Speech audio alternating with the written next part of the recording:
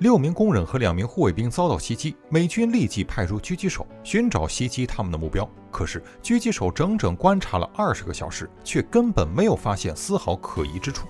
观察员伊兹发现8名死者，有7人都是被爆头死亡，而且他们死前没有丝毫防备，大概是在30秒内就全部毙命。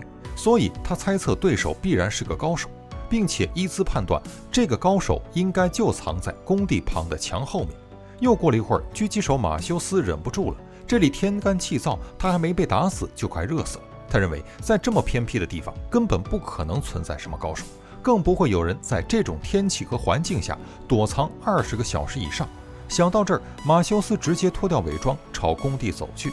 要想知道墙后面究竟有没有人，过去看看不就知道了。